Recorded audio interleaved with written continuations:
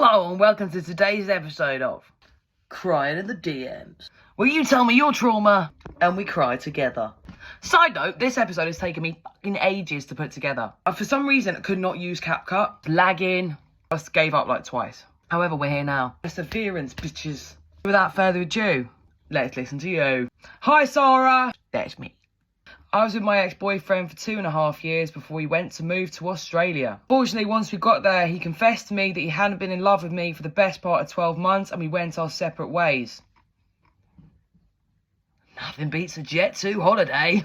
It was hard for me at first, but I really got into it and decided that I loved Adelaide more than Liverpool. However, he could not afford to stay. And so he went home. Around 3 months later, I was tagged in a post on Facebook.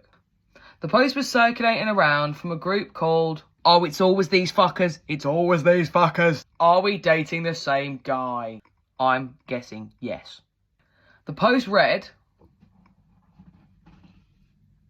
6.5 months pregnant and something doesn't feel right. Dum, dum, dum. I was absolutely mortified and contacted the girl with proof that we had been together for 2.5 years, other than when he finished me in Australia.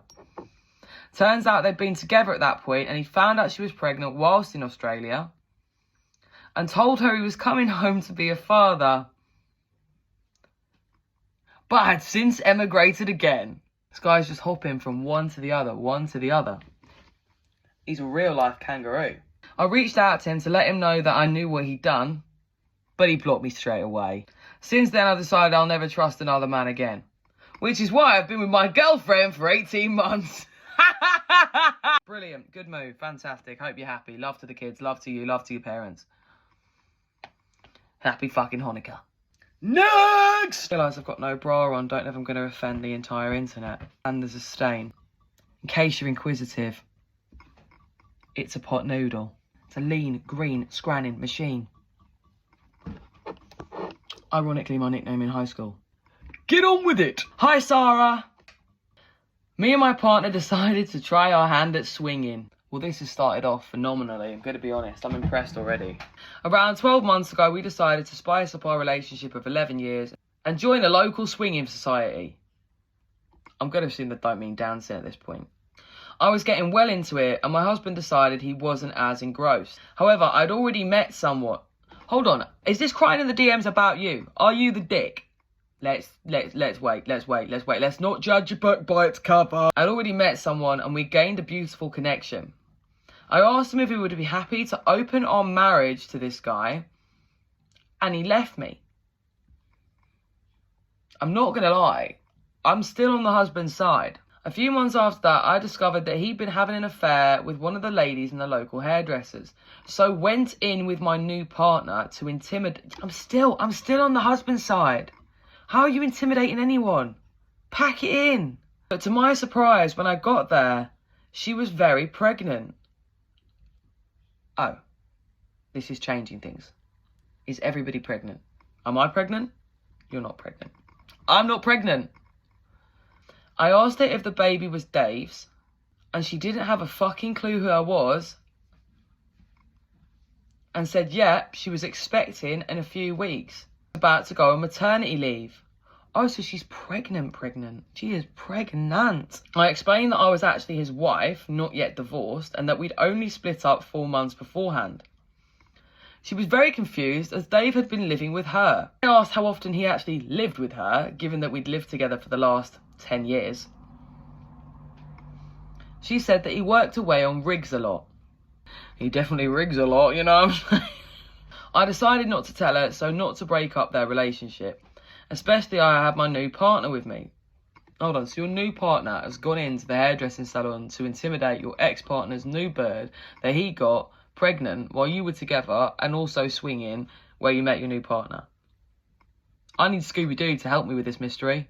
12 months on, we're all happy in our other relationships, but we're still not yet divorced. He reached out to me the other day to say that him and his wife would be interested in swinging.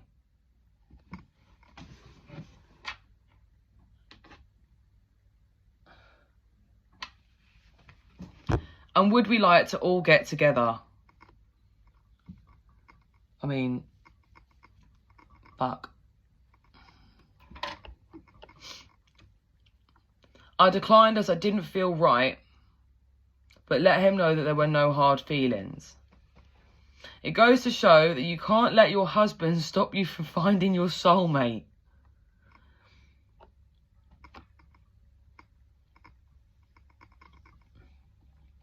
All's well that ends well. All's well that ends well. Might tell my kids that story before they go to bed. What a fucking fairy tale. Next! Hi, Sarah. Hello, darling. I worked as a nail artist for the last 12 years. I don't know where this is going, but I'm intrigued. Not gonna lie, I've just read that before you guys, and it's pretty spicy. One day, a young girl came in, and she was doing her nails. I smelt a familiar smell. I said to her, do you know, insert boyfriend's name? She said, yeah, he's her boyfriend. I said, I can tell. She said, how? I said I could smell him as I was doing her nails. She asked me how I knew her boyfriend's smell, to which I replied, he's my boyfriend too. She stopped halfway through getting her nails done and went home, probably to him. But from that day forward, I am nicknamed the sniffer dog. I'm going to expand on this story myself because fuck me. The police need to ring you up and get you on that little, like, bloodhound. Absolute bloodhound. So as you're, like, sawing her nails off, you can smell your boyfriend on her nails. It's a bit mad, that. My hands smell fine. That's mental. Imagine, zzz, smells like my boyfriend's jeb end. Surprised you didn't cut her hand off. That's mental. That is pretty mental. Everyone's mental. Anyway, next. Hi, Sarah. This one should get a good laugh from your Crying in the DMs podcast. Well, I do hope so. Me and my twin love playing practical jokes on people and have done since we were very young. However, we now haven't spoken in 12 months. Oh no, not even telekinetically. Because she took a prank way too far. I think I've seen this one. Last August, me and my best friend and my twin all went out for drinks and we met up with my boyfriend and 2 of his friends. We all went back to my sister's house afterwards to go and get a little bit more tipsy and probably to do some shadow boxing in the kitchen. We all got changed into pyjamas and we put on our matching set. Stupid bitch. She disappeared for an hour and a half and I assumed she'd gone to be sick and or have a shower. Both. But came back downstairs with my boyfriend's friend. A few weeks later, a rumour circulated that I'd been with my boyfriend's friend, and no matter how much I tried to exclaim that it was my twin sister, she was denying it. She'd gone as far as to draw a mole on her face for the video there's a spicy video. Real because of how dark the camera was. My boyfriend split up with me and I begged my sister to tell the truth, but she wouldn't. Your sister was your arch nemesis the whole time. A year on, she finally admitted it. But my boyfriend was already in another relationship and has a dog with another girl. I don't think I'll ever forgive her. Talk about a Freaky Friday. But I ain't laughing. I just want to fucking school drag your sister, man. Horrible bitch. Next. Hi, Sarah. I'm a beauty therapist. Cool. And I've recently began doing facials for men as well as women. Hold the joke, hold the joke, hold the joke, hold the... I've been doing facials for men for years. So long ago, I had a couple book in with me and seemed to think they were having a facial at the same time, but I only have one bed.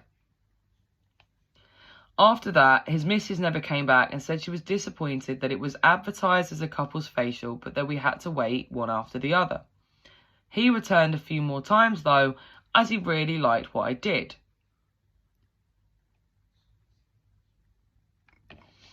I've got myself in a sticky situation now, as we have been having a somewhat affair, but only when he comes for a facial.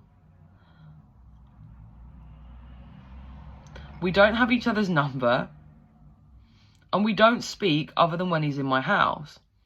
But every time he books for a facial, things happen, and it's almost like both of us leave our minds and bodies. I think he's confused you for a brass house. How clear were you on what a facial was?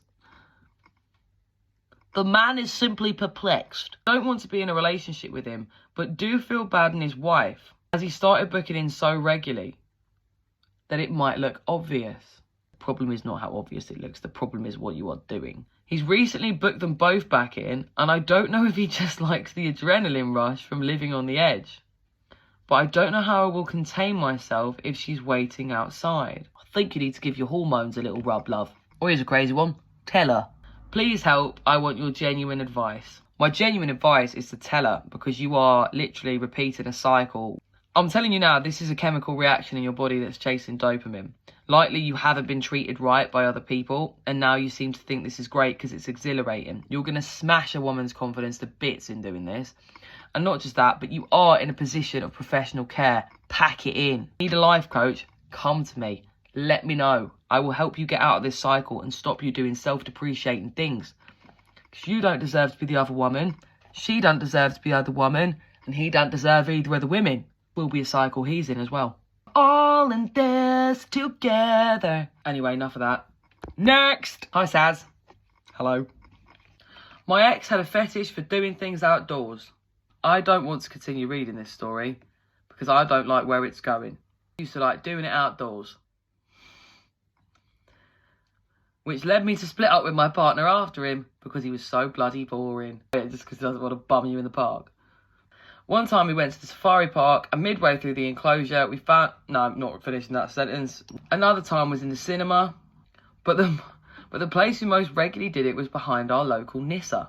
When I told my partner after that about what we got up to, he was absolutely astonished and disgusted. He asked me to go to therapy, but instead I split up with him. Ex has recently got back in touch and asked me if I would like to go on holiday with him and make things work. So it's gone from doing it behind the Nissa, gets a new partner, now he wants to go to Lanzarote. I know if I go, I'll probably get banned from flying for the rest of my life. Is it worth the risk? I mean, you've got to ask yourself, is the chocolate biscuit going to be easy to digest? It's a bit funny though, cut up after years and be like, oh yeah, do you want to go on holiday? I couldn't do that. Keep yourself to yourself. Keep knickers in your pants. Anyway, let's go for our final story of the day. Whenever you're ready, 3, 2, 1. Next! Hi Saz, I thought my ex-boyfriend was a serial killer. Fantastic. But it turns out he just had an unhealthy obsession with gothic women. I myself do not dress gothic in any way, and I don't wish to be a vampire. When I first got with him, everything seemed normal, but I think he must have hid his stuff every time I came round. As we got comfortable and I started showing up more randomly with pasties and things to cheer him up, you know what, everybody does love a steak pasty. It became more and more apparent that he had a thing for vampirism. Vampirism? And I caught him once having you know what with a vampirised doll. It didn't put me off as I'm quite explorative myself. He started getting me to dress up as a vampire during sex. Okay. Down to the fake blood and fake teeth. On one occasion, I actually started choking on the fake teeth and we had to call it quits. Then one day I got a random message on Instagram from a random account and it was a vampire-esque model girl. She told me that my partner had been sending her my knickers, since they split up,